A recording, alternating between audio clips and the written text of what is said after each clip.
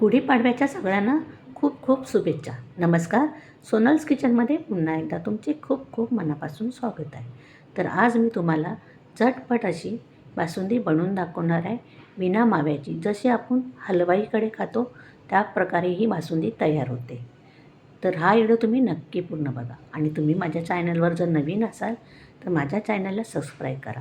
बाजूलाच bell icon आहे, त्याला देखील क्लिक करा. त्याच्यामुळे तुम्हाला माझ्या नवीन नवीन रेसिपीचे अपडेट मिळत राहतील. आणि तुम्ही कोणत्या शहरातून कोणत्या गावातून बघता हे देखील मला कमेंट बॉक्समध्ये नक्की सांगा. तर चला सुरुवात करूया. 3 कप दूध घेतलेलं आहे. वजनीप्रमाणे बोललात ते पाऊण लिटर आहे. आणि हे मी गाईचं दूध घेतलेलं आहे. तुम्हाला पाहिजे तर तुम्ही म्हशीचं दूध देखील घेऊ शकता. तर मी गॅस चालू करून त्याच्यावरती ही कढाई ठेवलेली आहे दुधाची आणि आपण एक मोठी उकळी येऊन द्यायची आहे. गॅस आपण मोठाच ठेवायचा आहे आणि असं चमचने आपण ढवळत राहायचं आहे आणि छान एक मोठी उकळी येऊन द्यायची आहे. सुरुवातीला दुधाला छान उकळलेले तुम्ही पाहू शकता. आणि आपण हे साईडचं असं जे दूध आहे ते आपण असं चम्मचने काढून असं मध्ये करायचं आहे. तर गॅस एकदम कमी करायचा आहे आपल्याला आणि छान असं उकळून घ्यायचं आहे. आपल्याला दूध थोडंसं हे घट्ट करायचं आहे, जास्त नाही. दुधाची जे कढाई आहे ते आपण हे दुसऱ्या गॅसवर ठेवून द्यायचे आणि एकदम अगदी स्लो गॅसवर आपल्याला हे दूध इकडे एक साईडला आटून घ्यायचं आहे. तोपर्यंत आपण दुसरी तयारी करायची आहे. तर मी गॅसवरती एक पॅन ठेवलेला आहे. पॅनमध्ये आपण तूप घालायचं आहे. तर 2 चमच मी याच्यामध्ये तूप घालत आहे. अर्धा कप दूध घेतलेलं आहे ते टाकायचं आहे. छान मिक्स करून घेऊया. इथे मी पाव कप मिल्क पावडर घेतलेली आहे ती टाकूया याच्यामध्ये आणि छान आपल्याला हे घट्ट एक गोळा होईपर्यंत आटून घ्यायचं आहे. गॅस मात्र आपण एकदम स्लो ठेवायचा आहे, फास्ट नाही करायचं. छान असं घट्ट होईपर्यंत आपण हे ढवळत राहू शकता. छान असं हे घट्ट होऊ लागलेलं आहे. आपल्याला गोळा एक तयार करायचा आहे, म्हणजे एकदम घट्ट करायचं आहे, जसं माव्यासारखा आपण मावाच बनवतो आहे. तर हा इन्स्टंट मावा आहे. आपल्याला दुकानचा मावा जर खायचा नसेल तर असा घरच्या घरी असा आपण मावा बनवू शकतो. तुम्ही छान असं घट्ट झालेला आहे आपला मावा. तर हा मावा आता आपण तयार झालेला आहे. आपण आता हे काढून घ्यायचं आहे. गॅस बंद करायचा आहे आणि पाहू शकता छान असं हा बघा ह्या प्रकारे आपल्याला हा मावा तयार करायचा आहे. आता गॅस बंद करायचा आहे आणि काढून घ्यायचा आहे. आता मी तोच पॅन स्वच्छ करून घेतलेला आहे आणि गॅसवरती ठेवलेला आहे. त्याच्यामध्ये बघा मी अर्धा कप साखर घेतलेली आहे. वाटीप्रमाणे ती अर्धी आहे वाटी. तुम्ही तुमच्या आवडीनुसार कमी जास्त करू शकता.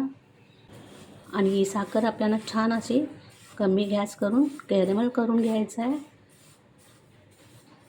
गॅस फास्ट नाही करायचा. ते एकदम कमी गॅस करून छान अशी आपण ही साखर विरघळून घेऊया.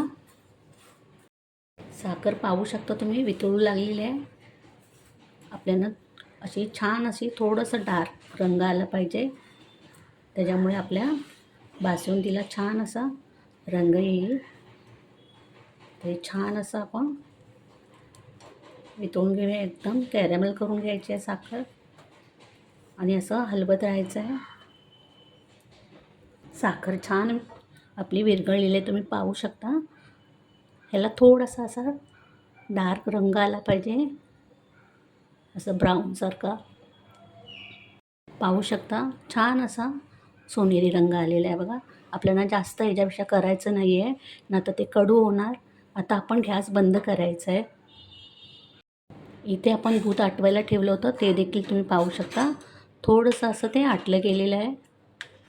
साखरेचं कॅरेमल केलेलं आहे ते आपण दुधामध्ये टाकायचं आहे.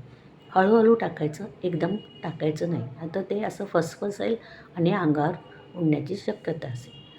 म्हणून आपण हळूहळू हे सगळं दुधामध्ये टाकत राहायचं आहे आणि चम्मचने असं ढवळून घ्यायचं आहे. काळजी घ्यायची हे कॅरेमल टाकताना दुधामध्ये. ह्या प्रकारे असं मिक्स करत राहायचं आहे.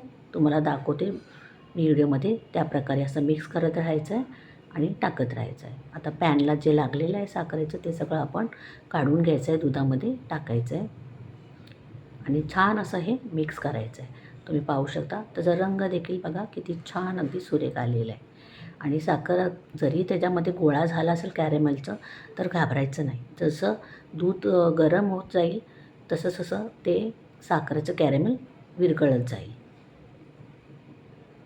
आपण साखरेचं जे कॅरेमल घातल्यानंतर तुम्ही पाहू शकता छान त्याच्यामध्ये ते मिक्स झालेलं आहे आणि त्याचा बासुंदीचा रंग देखील तुम्ही बघू शकता किती सुंदर आलेला आहे. अगदी हलवाईकडे असते तशी दिसते बासुंदी. आपण जो इन्स्टंट मावा बनवून घेतला होता तो आपण ह्याच्यामध्ये बासुंदीमध्ये काढून घ्यायचा आहे, टाकायचा आहे सगळा. पाहू शकता तुम्ही बघा ह्याच्यामध्ये हा अर्धा कप मावा आपला तयार झालेला आहे. मावा छान आपण मिक्स करून घ्यायचा आहे बासुंदीमध्ये, त्याच्यामुळे छान असा बासुंदीला घट्टपणा येईल. छान मिक्स करून घेऊया. पाहू शकता छान अशी घट्ट पण झालेली आहे. आपल्याला तासनतास काही आटवायची गरज नाही आहे दूध.